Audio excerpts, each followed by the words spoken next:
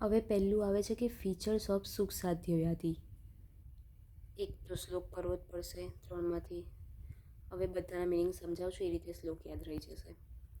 હેતવ પૂર્વ રૂપાણી રૂપાણી અલ્પાની યશ્ય છે. બધું અલ્પ. શું? તો કે હેતવ એટલે કે હેતુ, અલ્પ તો કે અલ્પ હેતુ એટલે કે એનું જે પોઝિટિવ ફેક્ટર હશે એ માઇલ્ડ હશે. પૂર્વરૂપ તો કે અલ્પ, એના જે પૂર્વરૂપ દેખાતા હશે એ બી બહુ ઓછા દેખાતા હશે. રૂપ એ બી અલ્પ તો કે સિમ્ટમ બી ઓછા. તો પહેલી લાઈન થઈ ગઈ. કેવી રીતે બનાવવાની? તો કે એના કોઝ પૂર્વરૂપ ને રૂપ અલ્પ હશે એટલે કે હેતવ પૂર્વરૂપાણી રૂપાણી અલ્પાની યશ્ય ચ. બીજી લાઈન શું કે ન ચ તુલ્ય ગુણો દુષ્યો, ન ચ તુલ્ય ગુણો દુષ્યો. તેનું મિનિંગ શું છે? ઇફ ધ ડિસીઝ કોઝિંગ દોષ એન્ડ ધ ધાતુ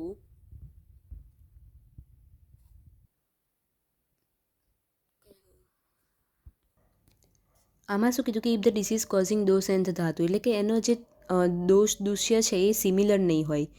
જેમ કે એક્ઝામ્પલ કે વાતના ડિસીઝ મોસ્ટ ઓફ ક્યાં થાય? અસ્થિમાં થાય. પણ જો વાતનો ડિસીઝ મેદમાં થયો હોય, બરાબર, તો એ મેદ તો કફનો સાઇટ છે, વાતનો નહીં. તો આ જગ્યાએ વાત ડિસઓર્ડર ટ્રીટ કરવો ઇઝી થઈ જશે કારણ કે ત્યાં વાતનું સ્થાન જ નથી અને એ ડિસીઝ થયો છે એટલે એ જલ્દી ક્યોર થઈ જશે.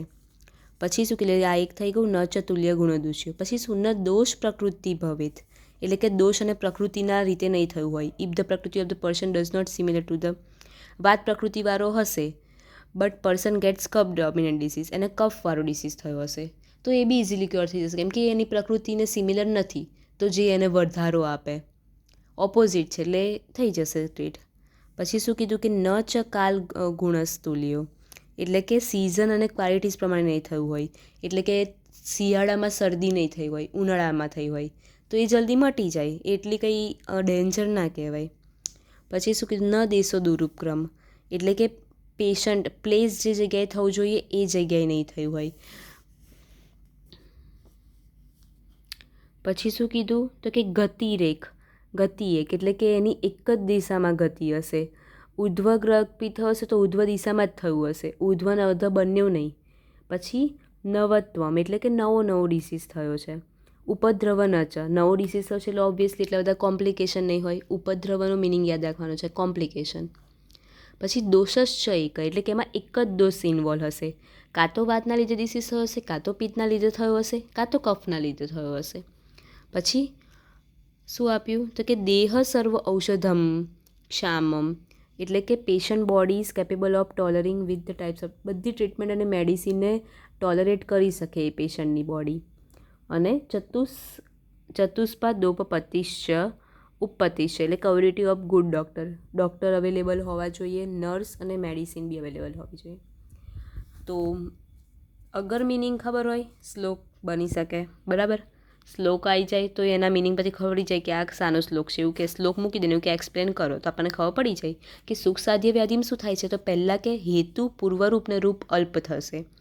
પછી તુલ્ય ગુણ દુષ્ય એટલે કે એ એના સ્થાન ઉપર નહીં થાય. વાતવાળો અસ્થિમ થવો જોઈએ પણ એ મેદમાં થાય તો ઇઝી ટ્રીટેબલ છે. પછી દોષ પ્રકૃતિના રિલેટેડ નહીં થાય. વાત પ્રકૃતિવાળાને કફનો ડિસઓર્ડર થાય તો એ બી ઇઝી છે. કાલ ગુણ એટલે કે ટાઈમ પ્રમાણે નહીં થાય, દેશ પ્રમાણે નહીં થાય. ગતિ એક જ દિશામાં એની ગતિ હશે. ઉર્ધ્વ તો ઉર્ધ્વ, અધ તો અધ. નવો નવો ડિસીઝ થયો હશે. હમણાં જ કાલે જ થયું હોય, કાલે તાવ આવ્યો હોય, કાલે શરદી થઈ હોય એવું. હવે નવો થયો એટલે કોઈ ઉપદ્રવ નહીં હોય. આવી રીતે સ્ટોરી રીતે યાદ રાખવાનું છે. કોઈ કોમ્પ્લિકેશન ના હોય. કોમ્પ્લિકેશન એક જ દોષના લીધે થયો છે એટલે એમાં બધી જ ઔષધિ એપ્લેબલ થવી જોઈએ પેશન્ટ ઉપર અને એના લીધે આપણી જોડે એના માટે ચતુષ્પાદ સારા હોવા જોઈએ.